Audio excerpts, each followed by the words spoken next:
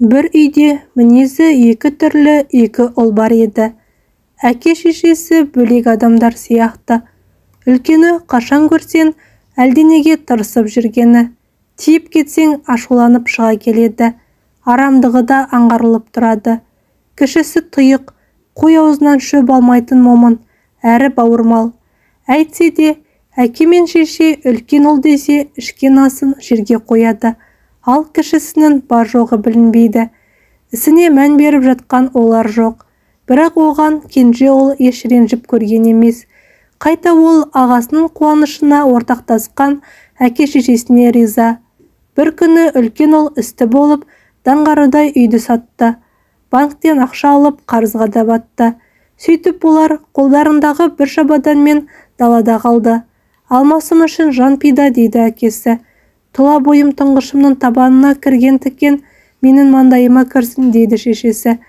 Пәтер жалдап тұрған бұлар бір күнде екі келін түсіріп, қуанышқа қарық болды да қалды. Ұлан асыр той жасамаса да өзгеден қалмауға тырысты. Алмастан алған келіншегі ауылы аралас, қойы қоралас осы жердің қызы. Ағайын туған сөз етпесін дегені ме, бәрі де үлкен келінге бәйек. Ал Дәукеннің таңдағаны алыс жақтың қызы екен, әрі күйеуден қайтқан. Содан ба, атасы бұл келінге көңілі толмай кіржиеді де отырады. Енесі болса, керісінше, кіші келінінің жоқтан бар жасап, пысықтығы мен ақылдылығына тәнті. Сырттай қараған адам бұл екеуін анасы мен туған қызы дерсің. Бір күні ене келіндерін шақырып алды да, қыздарым, мен бүгін дәрігерге бардым. Омырауыңда ісік бар дейді. Көпке бармаймын-ау деп қорқамын. Аталарың мен күйеулеріңе айтушы болмаңдар. Дым болмағандай жүре берейік. Рактан жазылу қиын деп естігем. Деп үлкен келін төмен қарап, ерні жыбырлады. Кіші келіннің көзінен моншақтап жас төгіліп, тілін тістеп отырды. Сол күннен бастап үлкен келін алмастың құлағының құрыш етін жеп, бөлекке тиек деп қылқылдайтынды шығарды. Көп ұзамай оның айтқаны болып, еншілерін алды, бөлек шықты. Кіші келін енесін жетелеп, Алматының онкологиялық ауруханасын жиі жағалайды, кеш оралады. Қытымыр ата бұлардың қалаға барғыштап кеткенін жақтырмай, жағадан алып жатқаны. Екеулерің желпілдеп неменеге Алматыға шапқылап кеттіңдер? Әлде, сен келін, енеңе менен гөрі тәуірлеу бір шал тауып бергел жүрмісің? Табәкелеріңді ғана деп тіпті тұздықтап та жібереді. Ондай кездері енесі оңашада келінін құшағына алып, төзімді бол қызым, ақылың бар ғой, алжыған шалдың сандырағын көңіліңе алма, саған емес маған айтқаны ғой, талай естігем сөзін, деп күлген болады.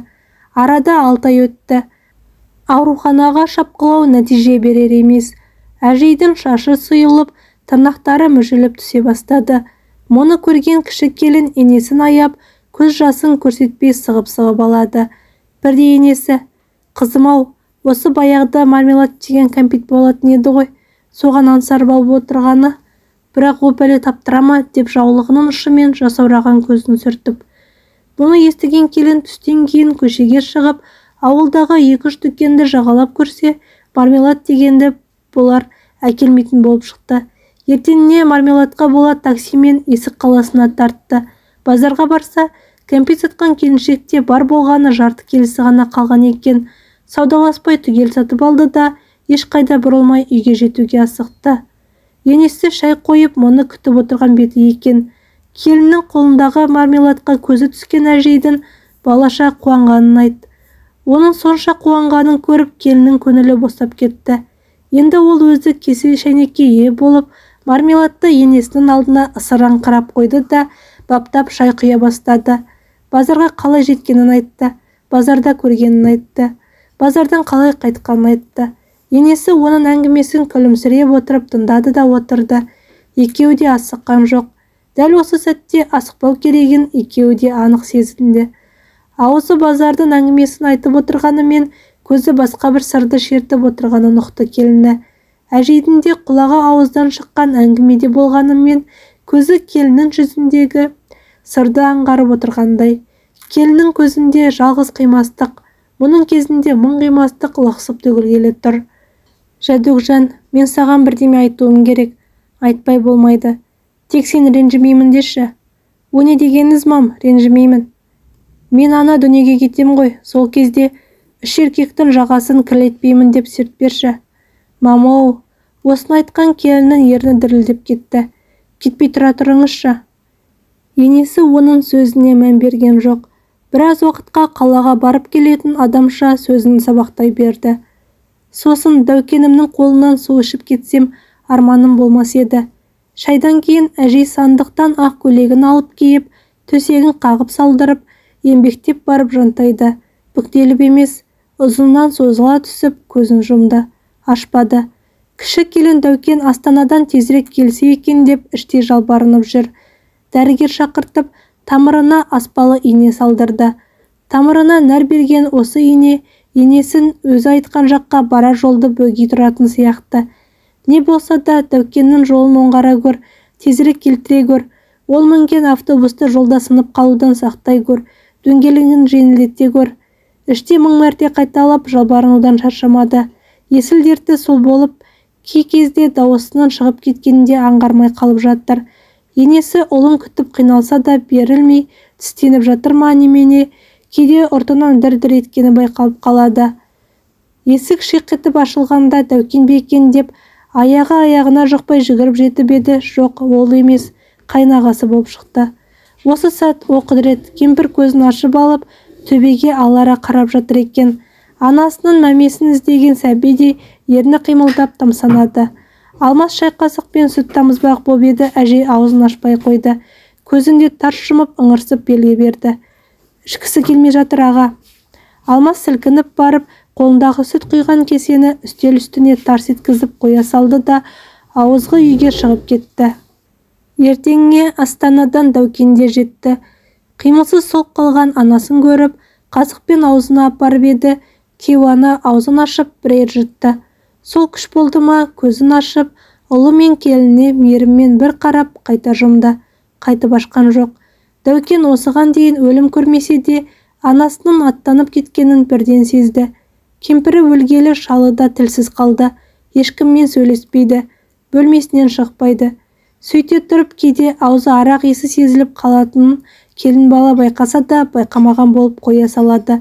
Бірде көшедегі көп тірліктен үйге келіп еді, атасы тыста отыр екен. Бұл барды да сәлем салды. Айналайын, өркенің өссін, деді мейірімін төгіп. Атасының аузынан өмірі мұндай жылы сөз естіп көрмеген келін бала жылап жібере жаздады. Ата, деді, сосын өзін-өзі ұстап. Тәбетіңіз неге шабады, соны істеп берейін. Бірер жұтым қымыз болса, бірақ қайда ондай. Таппайсың ғой бұл ауылдан. Неге таппаймын, табамын. Тапқанда мен табайын, деп ойлап қуанып кетті. Тым болмаса атамның бір тілегін орындайтын болдым. Көрші ауылға құстай ұшып жетіп, сондағы жылқы ұстайтын кісіден бір бөтелке қымыз сатып алды да құстай ұшып үйге оралды. Ата, міне қымыз. Кесе толы қымызды атасына ұсынды. Шал созған қолы дірілдеп кесеге жетсе де, ыдысты қармап ұстай алмады. Сосын тізесін бүгіп жанына отыра кетті де, кесені аузына апарды. Шал қымыздан бірер ұрттады да, одан әріге демі жетпей тоқтай қалды. Айналайын, айналайын, бақытты бол, деді сыбырлап. Кешке қарай үйге Алмас келді. Бет-аузын тұмшалап маска тағып алған. Оны көрген шал қолын баяу көтеріп жақындама, бөлмеден шық дегендей белгі берді. Алмас бұрылып алып тысқа жөнелді. Келін, деді бір заматта сыбырлап. Босаға тұста құлағын түрген келін орнынан сыбыссыз тұрып, атасының жанына жақын барды. Дәукен. Тез Дәукенді шақырып келді. Шал екеуінің қолын ұстап, жүздеріне мейірлене қарап, сәл жатты да, қапелімде қалғып кеткен адамша көтерген білегі сылқ төмен құлады. Егер әңгіме ұнаған болса, видеоға лайк басып, каналға тіркеліп кетуіңізді сұраймын. Видеоның аяғына дейін қарағаныңызға рахмет.